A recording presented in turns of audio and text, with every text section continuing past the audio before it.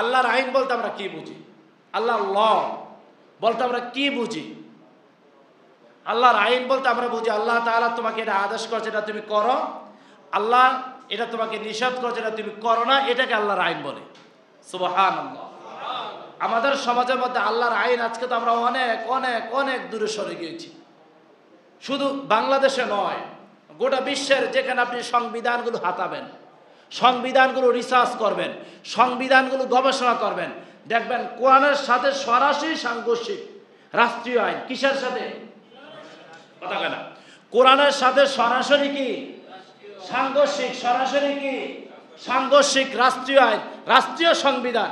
কিন্তু এই সংবিধান মেনে আমি জীবন, সমাজ, রাষ্ট্র পরিচালনা করছি, আমি বাইতুল মুকাররমের খতিব হচ্ছে, আমি দেশের অন্যতম একজন দায়িত্বশীল হচ্ছে, কিন্তু আল্লাহর আইনকে বুড়ো আঙ্গুল দেখে। ঠিক কিনা? এখন এই কথা বললেই অনেকে কয় রাজনীতি। না, আমি তো রাজনীতির কথা বলি নেই, বলছে আল্লাহর আইন আপনার মানতে হবে। কেন মানতে হবে? ইনিল হুকমু ইল্লা লিল্লাহ। আপনাকে সৃষ্টি করেছেন যে আইন চলবে তার, কেবলমাত্র তার, তার আইনের বাইরে আপনার আমার মন করা কোনো আইন চলতে পারে না, পারে না, পারে না। এটাই চিরন্তন সত্য কথা। ঠিক কিনা?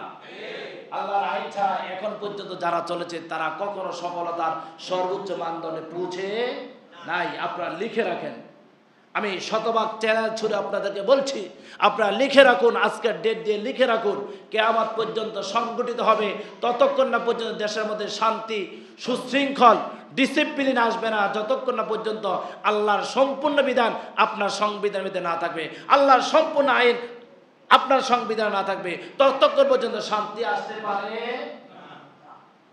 আজকে আমাদের মধ্যে উশৃঙ্খল, আজকে আমাদের মধ্যে বিশৃঙ্খলা,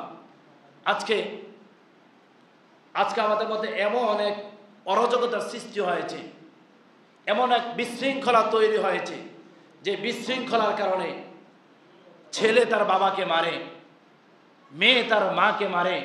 গত 2 দিন আগের একটি ছোট্ট নিউজ আমার চোখের সামনে পড়েছে, আমি বারবার চোখ থেকে পানি ফেলেছি। একটি মেয়ের বয়স 15 বছর। বলেন তো কত বছর? 15 বছর। বাবা, মা, তার আপন চাচি, কয়জন সদস্যর কথা বলেছি? কতজন? কথা বলুন, কতজন? বাবা, মা, আপন চাচি, পাড়া প্রতিবেশীর সাথে তাদের দীর্ঘদিনের ঝগড়া, 32 বিঘা জমির তাদের ঝগড়া। ওই প্রতিবেশীদেরকে তারা ঘায়েল করার জন্য, দুর্বল করার জন্য, প্রতিবেশীর উপরে মামলা দিয়ে তাদেরকে জেল হাজতে পাঠানোর জন্য নিজের সন্তানকে বাবা, মা, চাচি এই 3 জনে মিলে রাতের আধারে পিটতে পিটতে তাকে হত্যা করে ফেলেছে। বলছে নাউজুবিল্লাহ মিন জালিম। ওই যে 1500 বছর পূর্বে, রাসূলের জন্মের পূর্বে যে জাহিলিয়াতের ইতিহাস আমরা শুনেছি, যে জাহিলিয়াতের দৃশ্যপট আমরা চোখে দেখি নাই, কিন্তু শুনেছি, কর্ণকর আমাদের এই শব্দ বেজেছে। আজকেও দেখছি তার চেহারা নিকৃষ্টময়, জঘন্যময় আমার সমাজে কাজ হচ্ছে। ঠিক কিনা? এগুলো জাহিলিয়াতকে হার মানায়। আমার সমাজে আল্লাহর আইন যদি থাকতো, আল্লাহর বিধান যদি থাকতো, আল্লাহর হুকুম যদি থাকতো, বিনা অপরাধে একজন মানুষও মৃত্যুর কোলে ঢলে পড়তো। আমি কি ভুল বলেছি? আল্লাহর আইনকে আমি কাউকে হত্যা করেছি, আমার শাস্তি হবে মৃত্যুদণ্ড। আমার শাস্তি কি হবে? মৃত্যুদণ্ড হবে। কিন্তু আমরা বছরের পর বছর, দিনের পর দিন, কয়েক বছর চলে যায়, তারপর নরমালি কিছু শাস্তি পাওয়ার পরে তাকে মুক্ত করে দেওয়া হয়, তাকে স্বাধীন করে দেওয়া হয়, তাকে আজাদ করে দেওয়া হয়। এই বিচারের কারণে আমাদের সমাজের মধ্যে আজকে অরাজকতা সৃষ্টি হয়েছে, আজকে বিশৃঙ্খলা তৈরি হয়েছে। যদি আল্লাহর বিধান দ্বারা, আল্লাহর হুকুম দ্বারা যদি আইন যদি সমাজে যদি বাস্তবায়ন যদি থাকতো, আল্লাহর হুকুম যদি সরাসরি কার্যকর যদি করা হতো, এরকম নিকৃষ্ট জঘন্য মানুষ এই কাজ করতে। শুধু কি তাই? আপন বাবাকে, আপন মাকে ছেলে মেয়ে মিলে পিটায়, যেটা সমাজের সবচেয়ে বর্বরতা, সমাজের সবচেয়ে বিশৃঙ্খলতা, সমাজের সবচেয়ে দুর্বল পয়েন্ট, সবচেয়ে জঘন্য মাছ, সবচেয়ে জঘন্যময় কাজ, সবচেয়ে নিকৃষ্টময় কাজ। এই কাজগুলো আজকে আমাদের সমাজের মধ্যে অহরহ হচ্ছে। কেন হচ্ছে? আমার সন্তানকে আমি আদর্শবান শিক্ষায় শিক্ষিত করতে পারি নাই। রাসূল আরবি সাল্লাল্লাহু আলাইহি ওয়াসাল্লাম বলছেন, হুমা জান্নাতুকা ওয়া নারুকা, তোমার পিতামাতা হচ্ছে তোমার জান্নাত, তোমার পিতামাতা হচ্ছে তোমার জন্য জাহান্নাম। আমি আমার ছেলেকে বলতে না বাবা আমার কারণে তুই জান্নাতে যাবি, আমার মেয়েকে আমি বলতে না মা আমার কারণে তুমি জান্নাতে যাবা, এই শিক্ষা আমার ছেলেকে আমি দিতে পারি না। ঠিক কিনা? আমার সন্তানকে আমি আদর্শবান মানুষ গঠন করতে পারি নাই, আদর্শবান মানুষ তাদেরকে আমি তৈরি করতে পারি নাই। যদি এভাবে বলতে পারতাম, রাসূল বলেছেন হুমা জান্নাতুকা ওয়া নারুকা, তোমার পিতামাতা হচ্ছে তোমার, জোরে কেনা বলেন তো, তোমার পিতামাতা তোমার কি? তোমার পিতামাতা তোমার জন্য জাহান্নাম। বাবা, তোমার কাছে আমি শিক্ষা দিতে চাই, তুমি কি জান্নাতে যেতে চাও নাকি জাহান্নামে যেতে চাও?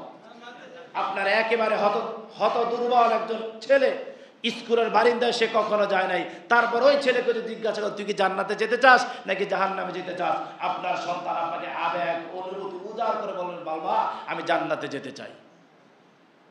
এ কথা বলবে কি বলবে না? একেবারে স্কুলের বারিন্দায় কখনো যায় নাই, মাদ্রাসার বারিন্দায় সে যাতায়াত নাই, ব্যঞ্জন বর্ণ স্বরবর্ণ তার জানা নাই, কোনো কিছুই তার জানা নাই, তারপরও সে বলবে আমি জান্নাতে যেতে চাই। কেন? সে আল্লাহকে বিশ্বাস করে, সে রাসূলকে বিশ্বাস করে, মূলত তাকে আমি দিন শেখাতে পারি নাই। এই দুর্বল পয়েন্টে আমি তাকে আঘাত করতে পারি নাই, এই দুর্বল পয়েন্টে তাদের ভিতরে আমি ঢুকাতে পারি নাই। জান্নাতের স্বাদ কি, জাহান্নামের শাস্তি কি বুঝাতে পারি নাই, বাবা মার মর্যাদা কি সেটা আমি শিখাতে পারি নাই, ঠিক কিনা? আমি বাবাদেরকে লক্ষ্য করে বলবো, আপনার সন্তান শিশুকাল থেকেই আপনি আপনার সন্তানকে আদর্শবান যদি মানুষ যদি তৈরি না করতে পারেন, আপনার জন্য আমার জন্য আগামী দিন বিপদ রয়েছে। যেটা বলছিলাম, হজের সর্বশেষ শিক্ষা কি?